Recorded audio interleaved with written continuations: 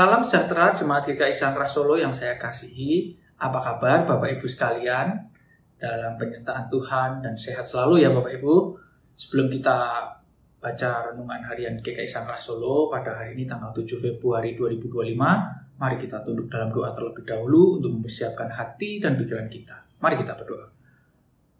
Bapa yang terkasih, yang bertahta di dalam kerajaan surga yang mulia, kami sungguh mengucap syukur Tuhan kami dapat berkumpul kembali bersama belajar firman Tuhan dalam renungan GKI Sangkrah Solo pada hari ini.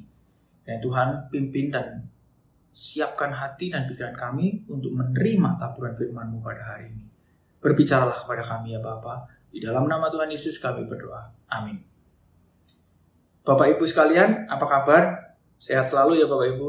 Nah, di renungan GKI Sangkrah pada hari ini, 7 Februari 2025, saya mengambil tema nasib dan rencana Tuhan. Nah, seringkali kita membahas mengenai nasib ya. Nasib ya, takdir ya. Sedikit-sedikit kita bilang nasib. Sebelumnya kita mari baca firman Tuhan dari Matius 19 ayat 12. Sudah Bapak Ibu buka Alkitabnya, mari kita baca. Ada orang yang tidak dapat kawin karena ia memang lahir demikian dari rahim ibunya. Dan ada orang yang dijadikan demikian oleh karena orang lain. Dan ada orang yang membuat dirinya demikian karena kemauannya sendiri, oleh karena kerajaan surga. Siapa yang dapat mengerti, hendaklah ia mengerti. Coba Bapak Ibu renungkan sama-sama ayat ini. Matius 19 ayat 12. Ya. Ayat yang ke-12 ini dibagi menjadi 3 kalau saya dari bacaan ini. Jadi yang pertama, karena ia memang lahir demikian dari rahim ibunya. Itu nasib atau takdir. Kita nggak bisa memilih di keluarga yang bagaimana, ataupun lahir di mana, ataupun posisi kaya atau miskin, ataupun berkecukupan, ataupun sakit, ataupun apalah. Kita nggak bisa milih, karena itu nasib. Ya. Nasib atau takdir. Jadi Tuhan merencanakan itu. Kita lahir di mana kita nggak bisa milih. Nah, yang kedua, yang dijadikan demikian oleh orang lain. Nah, point view yang kedua ini dijadikan seperti contoh. Ya, ada orang lahir cacat. Ya, mohon maaf ya. Atau ada orang lahir kurang secara fisik. Itu karena kenapa? Salah satu contohnya ya, karena orang tuanya waktu melahirkan mungkin tidak sehat, atau memang dikasih obat-obat tertentu yang mempengaruhi bayi tersebut ya. Jadi lahir secara fisik mungkin cacat. Nah, jadi itu poin yang kedua, yang dijadikan demikian oleh orang lain ya. Nah, atau kemauannya sendiri, ini kehendak bebas ya. Mau gimana? Supaya waktu kecil nggak mau belajar, ya otomatis ya nggak pintar kan gitu. Atau mungkin nggak mau kerja, ya nggak bisa, malas-malasan kan, ya nggak dapat duit gitu kan, nggak bisa hidup. Masa hidup itu nggak bisa makan apa segala kan repot juga. Nah, jadi saya bilang nasib. Kenapa saya pilih tema nasib? Nasib itu identik dengan hal yang negatif. Di saat kita merasakan sesuatu hal yang sulit atau mungkin banyak permasalahan hidup, kita selalu menyalahkan nasib. Nasib itu rencana Tuhan. Jangan seperti itu Bapak Ibu. Karena kalau bisa milih ya nasibnya pilih nasib bahagia, atau kan kita nggak bisa milih. Jadi kita ditempatkan Tuhan di mana, ya kita harus sesuai dengan rencana Tuhan. Apa yang Tuhan mau atas hidup kita. Ya, contohnya. Bapak Ibu pernah dengar Nick Vujicic gitu ya, yang dari Australia, Amerika gitu. Ya, dia turunan Australia Amerika, dia dari Australia, lahir di Australia. Dia bahkan tidak punya tangan, tidak punya kaki, Bapak Ibu. Sangat inspirasi buat saya. Dia lahir dengan tanpa tangan, tanpa kaki, tapi hidupnya menjadi inspirasi banyak orang. Dia menjadi penginjil, ya, pendoa. Bahkan dia juga punya organisasi-organisasi sosial yang menolong banyak orang. Jadi gak selalu kita dilahirkan berkekurangan itu tidak bisa apa-apa, ataupun kita akan semakin terpuruk ya kan, karena menyalahkan nasib. Tidak bisa begitu Bapak Ibu. Sebagai contoh Nick Vujicic itu tadi, dalam hidupnya dia bisa menjadi inspirasi banyak orang, ya, bahkan menjadi penginjil, pendoa di seluruh dunia, tidak hanya di Indonesia, di Australia atau Amerika, bahkan pernah datang ke Indonesia juga, ya. Tapi hati-hati, jangan selalu percaya nasib, ya, seperti yang saya bicarakan tadi, nasib. Kalau Nick Vujicic tadi bilang nasib saya begini, dia tidak akan bisa berkembang, ya kan? Karena dia menyalahkan Tuhan atau menyalahkan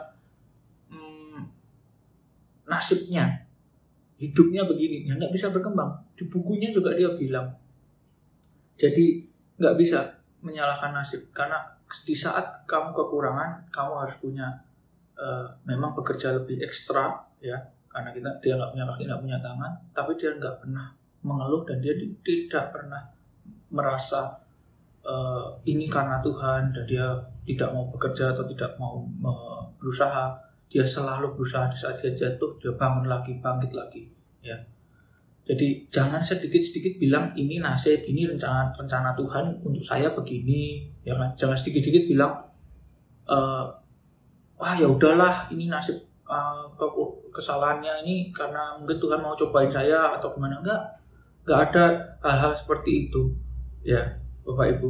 Jadi Tuhan nggak pernah merancangkan kita yang jelek-jelek, ya. Tapi kalau orang seringkali bilang ini nasib saya gini, rencana Tuhan begini, itu biasanya orang malas. Jadi jangan jadi orang malas, Bapak Ibu, pesan saya, ya. Kenapa kita tidak bisa dengar suara Tuhan? Kadang kita tanya nasib, rencana Tuhan. Nah, gimana caranya bisa tahu rencana Tuhan, ya? Kalau kamu nggak bisa tahu rencana Tuhan, ya Bapak Ibu, kita semua nggak bisa tahu, berarti apa yang salah dengan saya? Ayo introspeksi. Oh, saya ini hubungan saya kurang intim. Oh, tadi pagi saya udah lupa nggak saat teduh. Oh, saya sudah seminggu lebih nggak baca firman Tuhan. Oh, saya sudah sebulan nggak ke gereja. Jadi kita ini punya hubungan sama Tuhan itu intim, seperti kita keluarga, anak, dan orang tua. Dan contoh suami istri juga.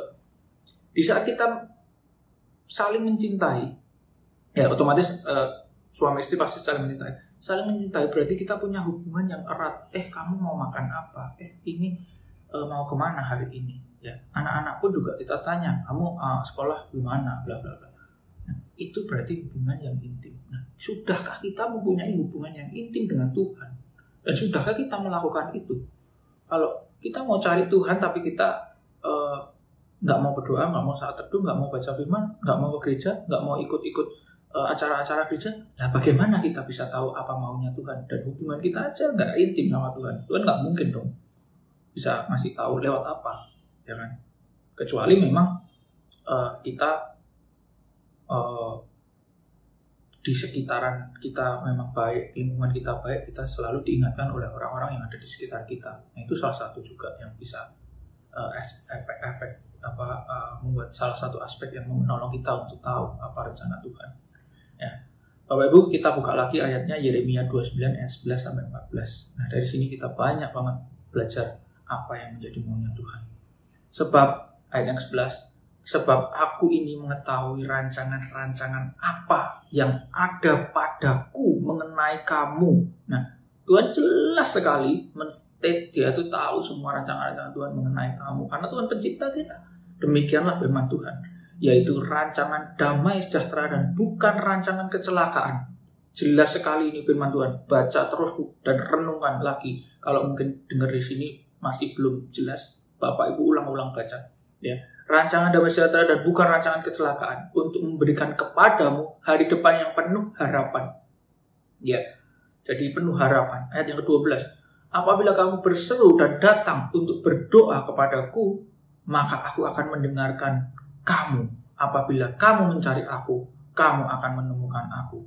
Apabila kamu menanyakan aku dengan segenap hati, aku akan memberi kamu menemukan aku. Demikianlah firman Tuhan. Nah, Bapak Ibu, sekali lagi ayat 12 Bapak Ibu baca baik-baik.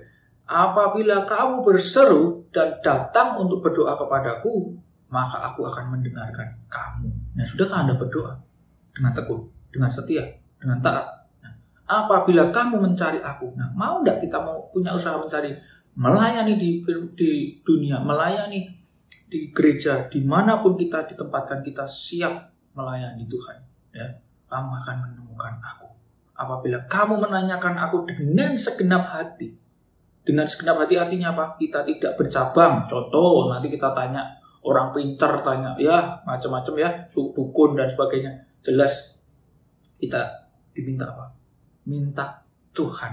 Ya, dengan segenap hati aku akan memberi kamu menemukan aku. Nah, simple. Kalau kita mau dengan baca firman Tuhan ini, kita melakukannya, ya kita pasti bisa dengar dan tahu rencana Tuhan atas hidup kita. Karena Tuhan itu pencipta kita. Pegang itu selalu. Tuhan itu pencipta kita. Pasti Dia tahu apa yang diciptakan ini untuk apa. Ya. Jangan ragu-ragu. Ya. Dan mengumpulkan kamu, aku akan memulihkan keadaan. Nah, ini jelas. Yang tadi ayat 14 ya, aku akan memberi kamu menemukan aku, demikian firman Tuhan, dan aku akan memulihkan keadaanmu dan akan mengumpulkan kamu dari antara segala bangsa dan dari segala tempat kemana kamu telah kucerai-beraikan. Demikianlah firman Tuhan, dan aku akan mengembalikan kamu ke tempat yang dari mana aku telah membuang kamu. Ya, Bapak Ibu, jadi rencana Tuhan itu kita dapat dari mana? Firman Tuhan, doa, mengerti, renungkan, lakukan. Ya, sesuai dengan firman Tuhan. Ingat, semuanya dari Tuhan. Karena kita, pencipta kita adalah Tuhan Yesus, Tuhan Allah kita. Ya, pasti kita tahu rancangan dan rencana Tuhan itu apa atas hidup kita. Minta Tuhan. Ya. Hanya Tuhan yang tahu apa tujuan hidup kita. Karena Tuhan itu yang, sekali lagi, Tuhan yang menciptakan kita. Kalau kita mau tahu rencana Tuhan, kita harus terus hidup sesuai firman Tuhan. Dan doa terus minta pimpinan Tuhan kemana kita harus melangkah dalam menyelesaikan keputusan-keputusan kehidupan ini. Ya, ayatnya lagi ya, kita buka Yakobus 1 ayat 13 supaya kita lebih percaya apa kata-kata Tuhan, apa firman Tuhan untuk membentuk hidup kita. Ya. Apabila seorang dicobai, janganlah ia berkata. Nah, ini tadi yang saya bilang.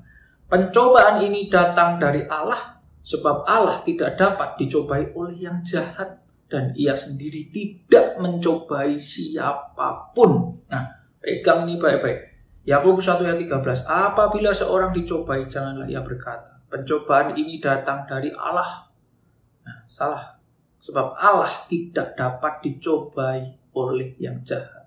Dan ia sendiri tidak mencobai siapapun.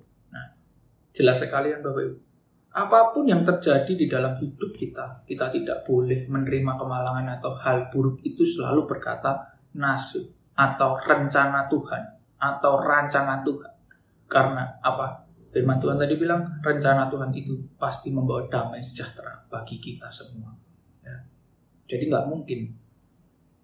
Tinggal kita itu bagaimana menyikapi apa yang terjadi. Kita harus pakai hikmat Tuhan. Karena hidup saat-saat ini makin lama makin kita sulit, makin gangguan cobaan semakin banyak. Jadi cara pandang kita harus kita rubah dan selalu ingatlah hikmat Tuhan. Ya, selalu ingat hikmat Tuhan. Dari apa? Berdoa saat teduh, baca firman, dan kita lakukan firman itu. Ya, lakukan firman itu. Jangan cuma baca, ya, tapi kita juga harus melakukannya. Minta pimpinan Tuhan. Tuhan mau kita ini mencintai Tuhan bukan karena berkatnya saja, tetapi cinta yang tulus, sungguh-sungguh, taat dan setia. Amin.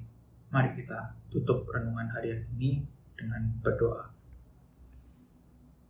Bapa di surga, terima kasih Tuhan, kembali kami menghadap hadirat-Mu untuk mengucap syukur atas firman yang Tuhan sudah berikan, yang sudah mengingatkan kami semua, sudah menguatkan kami semua dalam menghadapi segala permasalahan kehidupan kami. Terima kasih Bapa, pimpinlah kehidupan kami selanjutnya. Kami serahkan seluruh kehidupan kami ke dalam tangan dan kuasa pimpinan-Mu saja. Dalam nama Tuhan Yesus kami berdoa. Amin. Terima kasih Bapak Ibu, Tuhan Yesus memberkati kita semua. Amin.